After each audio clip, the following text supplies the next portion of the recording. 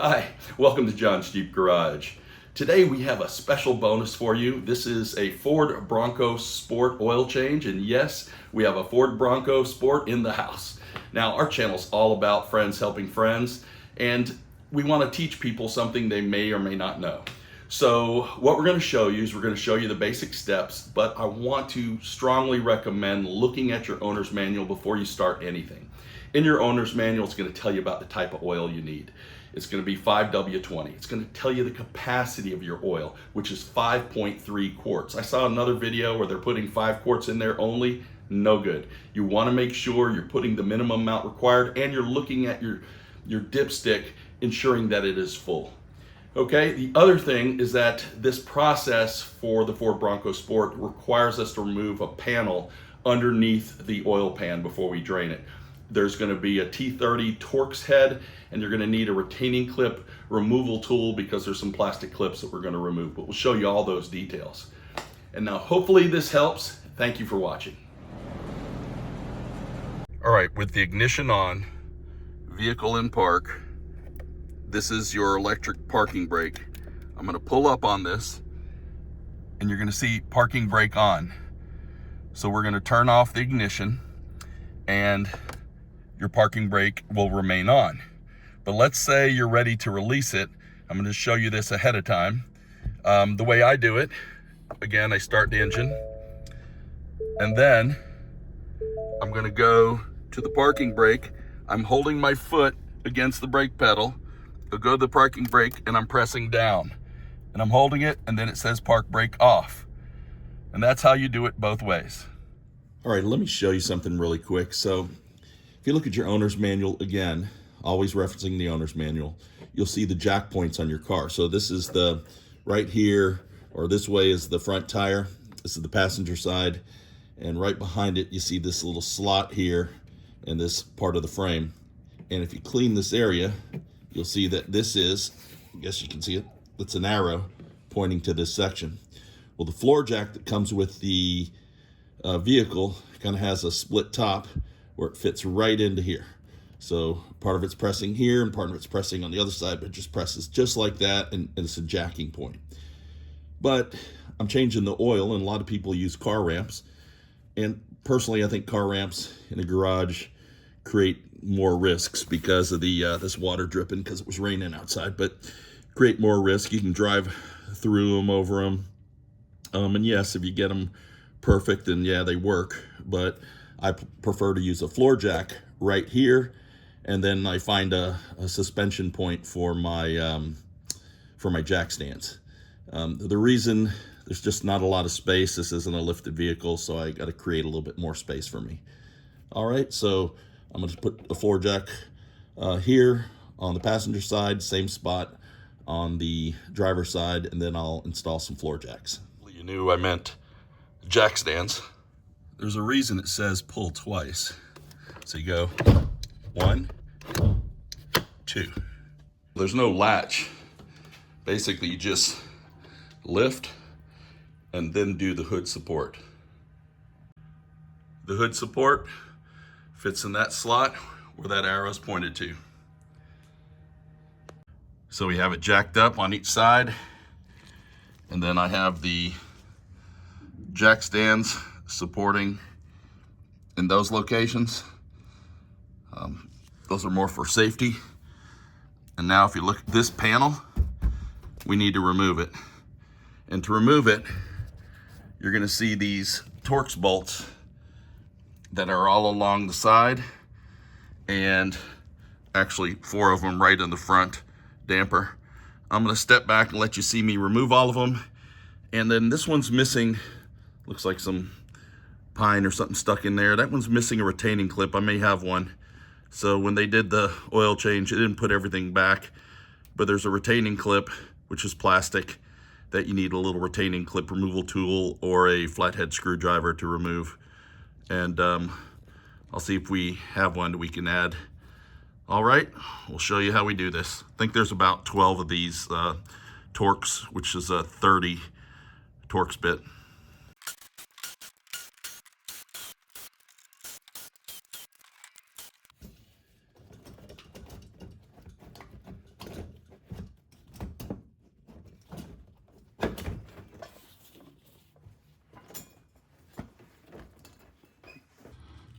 So this is your 16 millimeter bolt oil drain pan. We're going to remove this. We're going to keep it, and we're going to drain the oil in a drain pan. So not sure how tight they put it on before, but this is something you never want to over tighten, and we'll talk about the torque when putting it back on.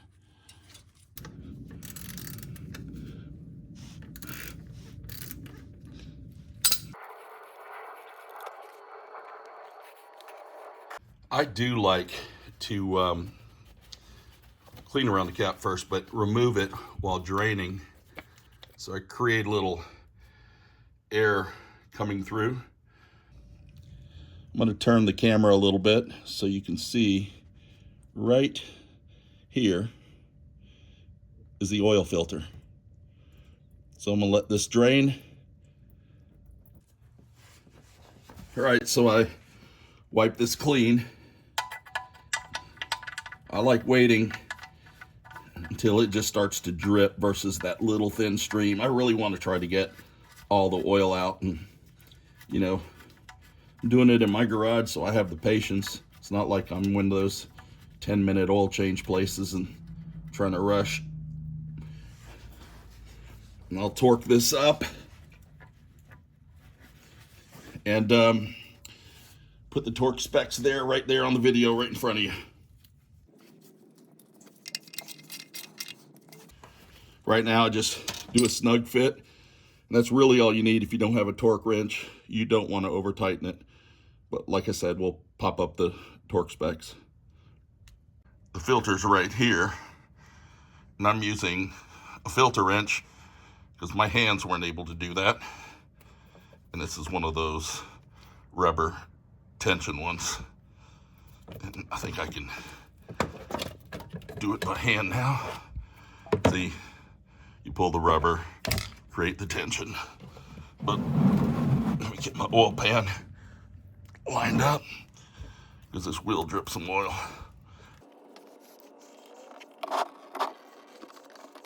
Now, if you're doing it for the very first time, and normally you'll have some type of service, hopefully you have some type of oil service change, maybe a free one. I don't know what Ford does. I think Jeep gives you 3. But the very first filter, which you change about 5,000 miles, is much shorter. But we'll show you the one we got and clean this up before we put it on. So based on the owner's manual, I already mentioned the FL 910S.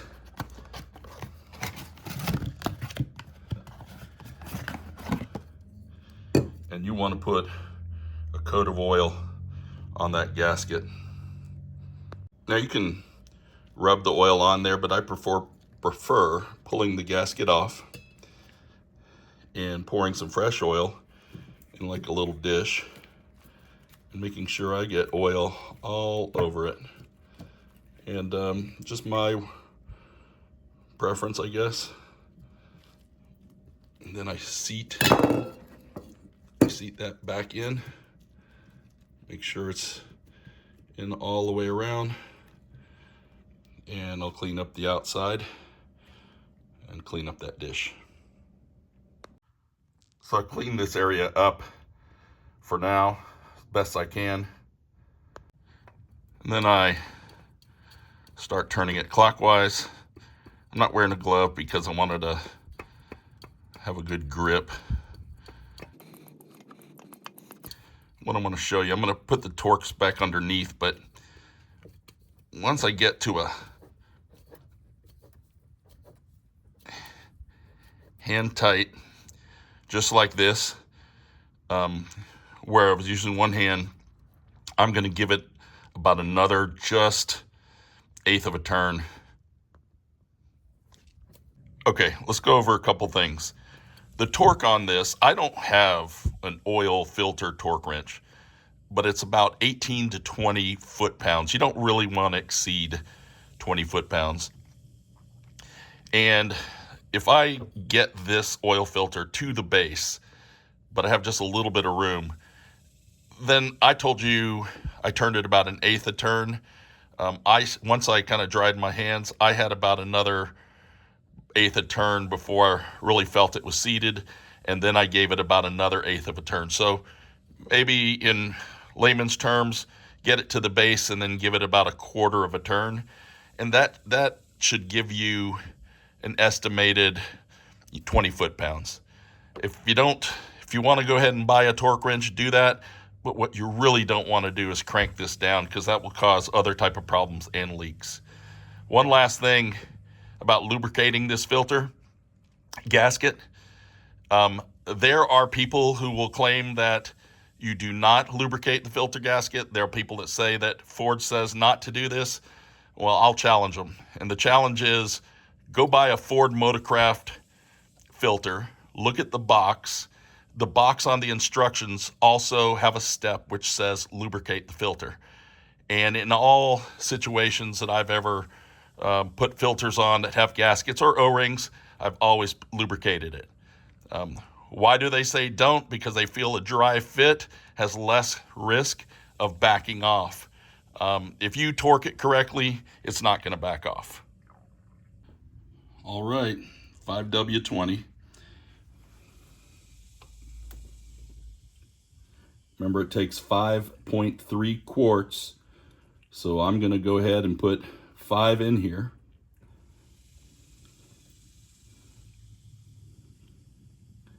And there's a process I want to talk about in just a little bit.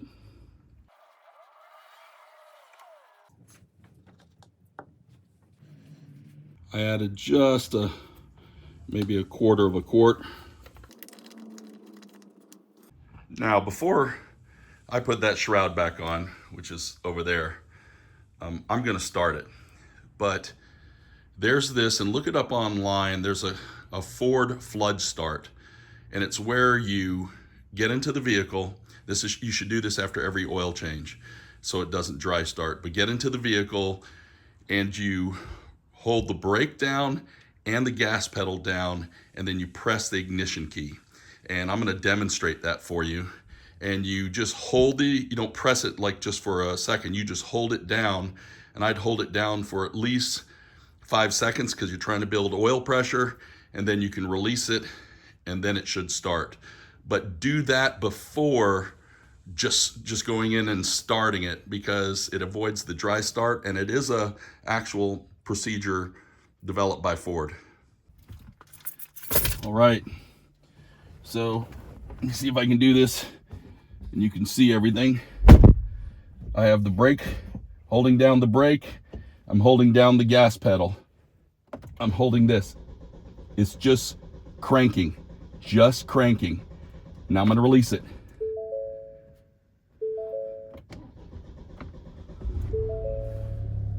When I said release it, release my gas pedal on my gas.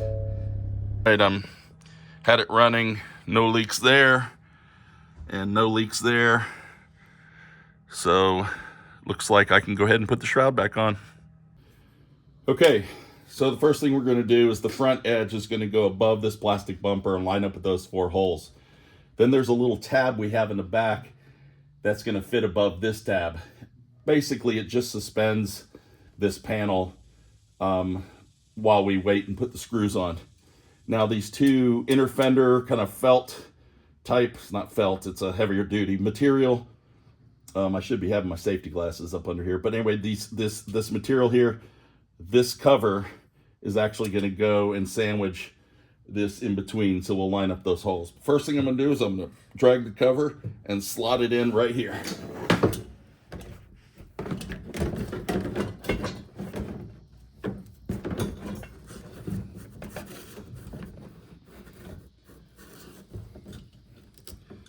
Okay, everything else now, this little piece right here, just want to make sure it goes on it there. So I'll get you a close-up afterwards of this piece, but now all we do is just shift it to the left and right, and then we're going to put the screws in. Now remember, the 2 very front corners didn't have the retaining clips in, and I'll put those in last because I had a few and I'll see if they fit. But usually you would have the ones, if whoever did it didn't remove them.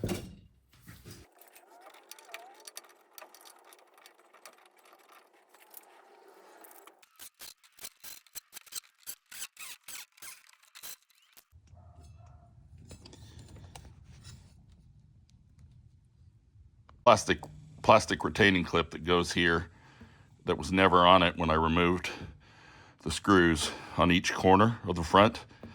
My retaining clips won't fit, so I'll just leave them like that. It's pretty secure with all the T30 Torx bolts. Okay, I'm going to remove the jack stands and then slowly lower both sides. Again, I'm going to start it for just about 2 minutes. I'm going to let it sit for a few minutes. If you read the owner's manual, it actually says let it sit for 15 minutes so everything can drain properly in the pan. And then I'm going to check the dipstick, but on level ground. Just letting it run for about 2 minutes. Now remember, I want to release the parking brake, so I'm going to press this down and watch the screen. Parking brake off. The way we're going to do this is engine's off. We're going to pull this dipstick out and we're going to just wipe it clean. The reason we're going to wipe it clean is because we want to be able to see what it looks like with no oil on it. See the holes? We expect oil to go all the way up to the 5th hole, to right here, to have the proper amount of oil. Place it back in, seat it, pull it out. I'm going to have my hand there. I don't know if you can tell, but it's new oil. But there's new oil all the way up to that last hole. And to me, we're perfect. And knowing that we can take 5.3 liters of oil, not 3 liters, but 5.3 quarts of oil, excuse me, and knowing that's what we put in, probably about 5.2, it seems that we're good to go. Okay, we changed the oil, but let's look at how we're going to reset the oil light. So the first thing we want to do is look at our steering wheel. I'm gonna hit menu. Well, first of all, I'm gonna hit OK because it's telling me recognize the code. And then I'm gonna hit menu. And you notice it pulls up the main menu and I'm already on settings. So I'm gonna hit from settings, I'm gonna hit OK. And then you see oil life. And then I'm gonna hit OK. And then hold OK to reset. So I'm just gonna hold OK right here. It's resetting. Now it's at 100%. All right, simple as that. All right, that's a wrap. Let's go over a couple quick things. 1.5 liter on the Ford Bronco Sport. We're using 5W20 oil. We're using the F910S Motorcraft filter. We're putting 5.3 quarts in. The drain plug torque, that's going to be around 29 foot-pounds, and the filter torque is about 18 to 20 foot-pounds. Many who don't have torque wrenches, the way I would tell you to do it is to do a snug fit on the drain plug, but do not over tighten. And for the oil filter, I would tighten it up to the base and then a little over a quarter turn to tighten it up. And yes, I do lubricate the gasket on the oil filter. There are people who say they do not, but I can tell you when you buy the standard Motorcraft filter that I just defined or put as a specification, in the steps of instructions on the box itself, it will tell you to add oil to that gasket. And I always do it on other vehicles as well.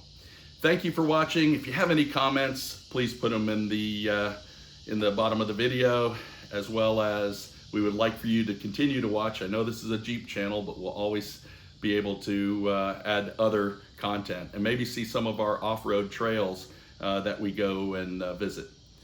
Thank you for watching.